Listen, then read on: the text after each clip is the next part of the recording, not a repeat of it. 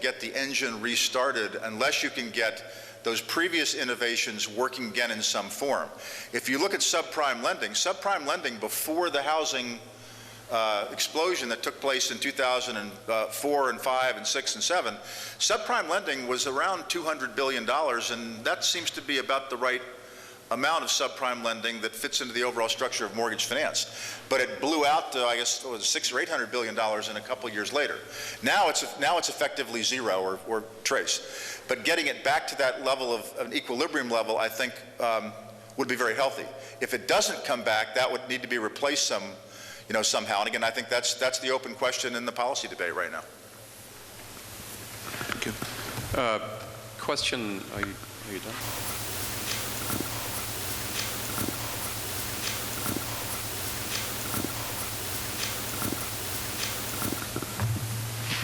Hello. Looking to the budget deficit now, what's your view on US dollar? And is dollar devaluation is a possible scenario now? Well, I certainly don't think that dollar devaluation as a policy mechanism, or even as a passive policy mechanism, is in the cards. I think that a lower dollar from here would actually be a sign of increasing financial health.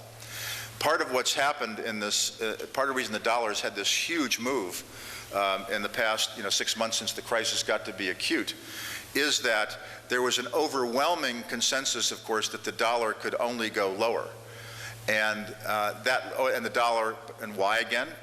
Fast forwarding to today's markets, because the dollar had been going lower. So any trend that's been in place for a while, people think is inevitable, and they've got a great story to explain why. What actually had been going on during all that time, of course, is that people were selling dollars, going short dollars, and long everything else. So when it turns out that there wasn't enough credit to support all of the productive capacity that had been being built, it turned out there was a dollar shortage, and the dollar has had a big move up. So I think that, and if you look at the overall markets, then days when the dollar is strong, again, not every day, but on days the dollar is strong, the global markets tend to be fairly weak, and the days the dollar is weak, the global markets tend to be better. So I think right now that the dollar, I'm using the trade-weighted dollar now, the DXY, I think that it would be better for the global economy to have that moderately lower. I think with respect to other currencies around the world, each is in its own case. The pound, I think, is roughly right against the dollar. I think the euro is way overvalued relative to the dollar. You can go countries around the world and tick it off, but I don't think that a dollar devaluation is in the cards. Again, one of the risks is a disorderly change in what the academics call the portfolio preference for holding dollars. That could be a problem, but it's not the problem right now. And I would also say, just as an aside to that, is that I think, when I say that's not a problem right now, the focus on things that are not a problem right now that could be a problem in the future is part of the reason why we have the current problems that we have, which is there's a policy unwillingness to actually tackle the problems now because of a concern about problems that could arise in the future. And not that one shouldn't take that into account, but one needs to deal with the problems at hand because, again, these things, as Keynes said right at the beginning, this is a very delicate machine and we don't understand its workings too well. And so we shouldn't be too dogmatic about what we think is likely to happen in the future concerning problems that don't currently exist. Yeah, I have a question here. It's related to the slide on page 42, which shows the rolling 10-year returns for U.S. equities, and it's about some investors who bought 10-year put options from Warren Buffett. Do you think these options will ever be in the money? I didn't get the question. Did you get? Well, the options that Warren Buffett is writing, he's doing the getting spread from the preferreds, but then getting the option. Will his options be in the money on GE, Goldman Sachs, et cetera? Will Warren Buffett make money on you're talking about the warrants that he's got on Goldman and GE? Correct. Will he be in the money? Would the data and the long-term compounding chart suggest he can be in the money? I think that I'd say the answer is without a doubt. The question is when. With the Goldman Goldman stock, as you may know, is already outperforming the market. Again, it's a good example of what I mentioned earlier about things changing rapidly. Only a few months ago, people were saying to me, and I was reading that Goldman Sachs and Morgan Stanley, their business model is broken. The investment banking regime that they were part of for 50 or 100 years is over. They are now commercial banks. They don't know how to be commercial banks. They don't have deposits. They're wholesale funded. Wholesale funding is a disaster, and they're going to have to get deposits, and the cost, when you see what deposit premiums sell for, the cost to do that is bigger than the market cap of those banks, Goldman and Morgan, so you never want to own those things. Okay, well, now they're among the best performing stocks in the overall market. Now the story is different. Now the story is they're great beneficiaries of the current environment. Why? Well, because governments all around the world are selling debt, and they're primary dealers, and the primary dealers have gone away, and they don't have credit risk anymore. All the credit risk is on the bank, is in mortgages and in consumer, and they don't have that. All they have is capital markets, and they're all marked to markets. They're actually accurately reflecting the market, and the capital markets activity globally has been terrific, not just in corporate, not just in governments, but corporate bonds have come back, and because the competition is so much less, the spreads are historically wide. So they're going to have huge quarters. That's the new story.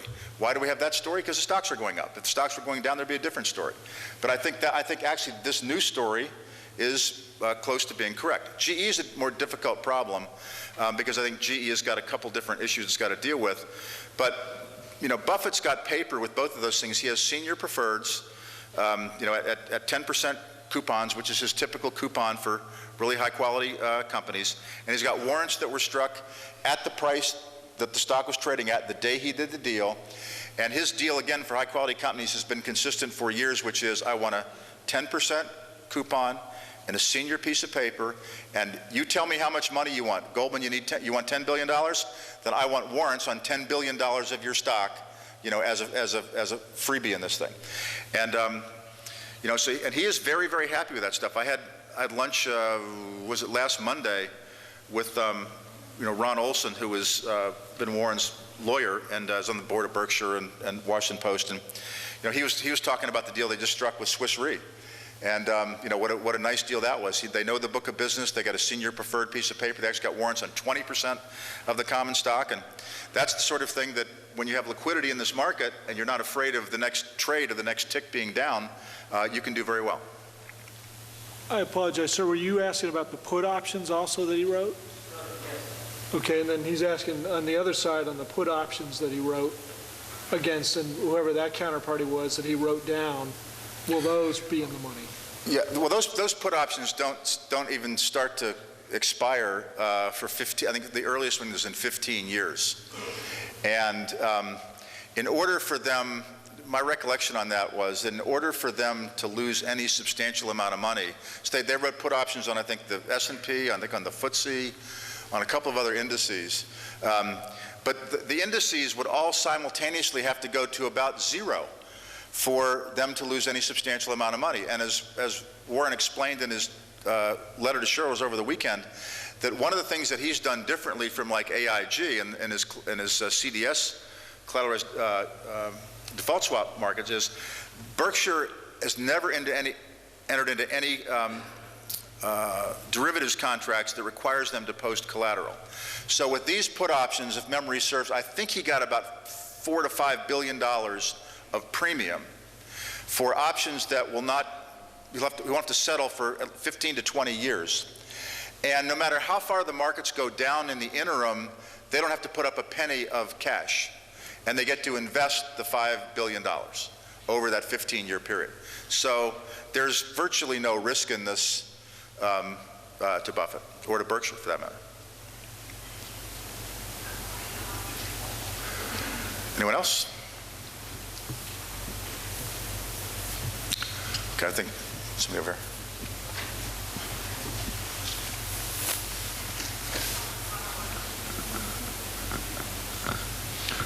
Thanks, Mr. Miller. Some of us heard a speech last night from one of your peers in the industry arguing that the severity of the crisis in the system is so severe that it's not a crisis in the system but of the system, and its severity is such that one simply cannot look at the crisis as another cyclical dislocation or bust, if you will. And he argues that this system is morphing into something very different from what it was yesterday, 6 months ago, etc. And he pointed to, example, increased role of government in the US and the UK, perhaps a shift in American consumers from what he called a entitlement to thrift. Do you agree with that overall thesis? And if not, why not? Thanks. Who was that to give the speech? PIMCO's CEO. Mohammed? Yeah, okay. It sounded like Mohammed. That's why I said. Yeah, I roughly agree with that.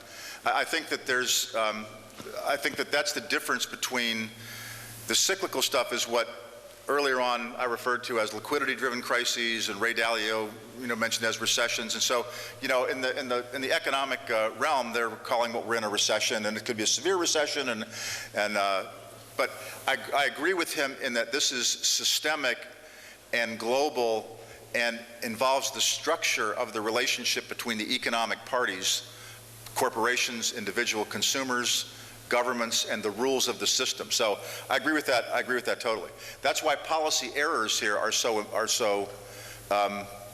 devastating, because most policy errors that might occur within the system and in the confines of the system.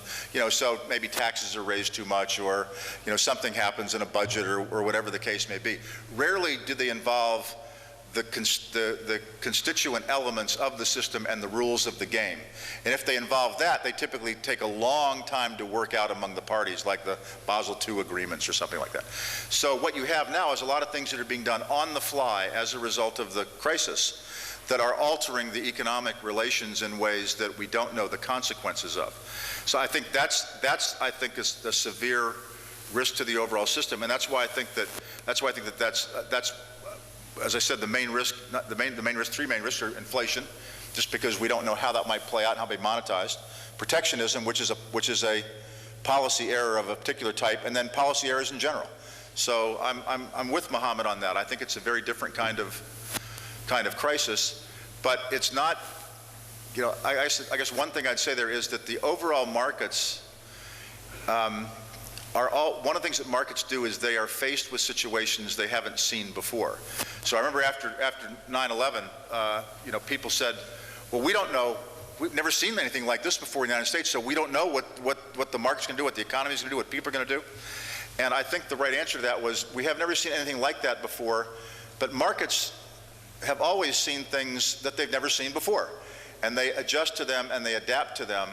And I think with this case, so maybe I may disagree with Mohammed a little bit on this, that this is very similar to the crises that we did see in the 1930s. And what happens so I think that there are some lessons to be drawn there, and that's why I think those Keynes essays are so interesting.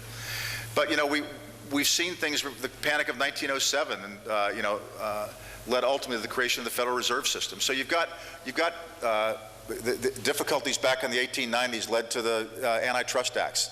So things that changed the rules of the system. And I think that's how those rules are changed is going to be very important, to the kinds of returns that people can earn over time. Any more questions? Gentlemen over there. One more question, please.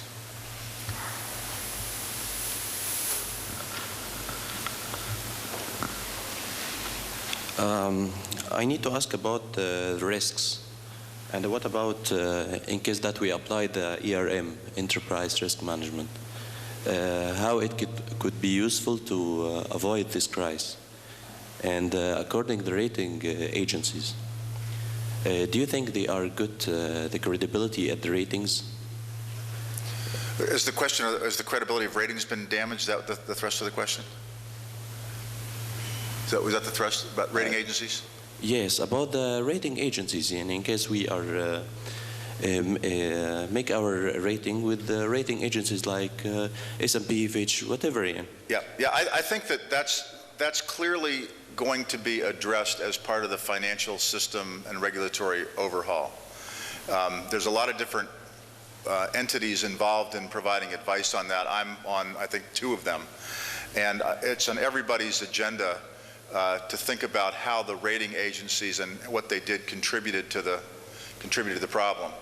As you may know, there was some sort of theoretical work done in modeling, which led to a way in which the rating agencies modeled structured securities, and I think that is all going to be rethought and relooked at. You can't do without ratings, but the rating agencies occupy a very special part in the financial system, and one could argue, in fact, that had the rating agencies done their job, there would not be a financial crisis now, because there wouldn't have been these AAA rated securities, and therefore the risks that people assume, the risk that we actually have seen in terms of actual experience, had the rating agencies understood that experience was within the realm of their models and modeled it even close to correctly, the risks would not have been taken. So it's a really important part of the regulatory reform to think about how that stuff happens. I happen to hold, not strongly, but a view which is certainly at variance with some of the derivatives industries association. And if you take a look at something like credit default swaps, for example, which I guess at the peak were a $65 trillion market, credit default swaps, most of the way in which people are thinking about changing making that a better market involves clearinghouses and transparency, so that we can see exactly who's got what exposures where. I think all of that is really good, but I don't think it goes far enough. I mean, from my standpoint, I think that credit default swaps, which are an important innovation, would be better off if the only people that could transact in them were people that had an insured interest in the outcome. So just as one is not allowed in the life insurance business to take out a multi-million-dollar policy on a homeless person who might be dying of some disease, because there's an incentive structure that if you've got a big incentive in having that person die, maybe there will be an incentive to do something improper to cause it to happen. Similarly, so you can't do that kind of thing. Similarly, with credit default swaps and the opacity of that market, there's a big incentive there if those are being used as signals of actual financial fragility to react in ways that lead to more instability than otherwise be the case. So to sum up, if you required people to either own the bond, the underlying bond that they were writing or selling, writing the credit default swap on, or the stock where you're trying to protect against that would be good. Now the counter argument to that the International Securities and Derivatives Association says is, you don't want to stifle financial innovation, because this gives people a way to hedge against all kinds of risks out there. And they may need to be hedging against all kinds of things that you don't really have an insured interest in. And I have some sympathy to that argument, but my counter argument is that the more ways in which you think you can protect against risk, the more risks you are likely to take. And so one of the things that I think we need to think about is that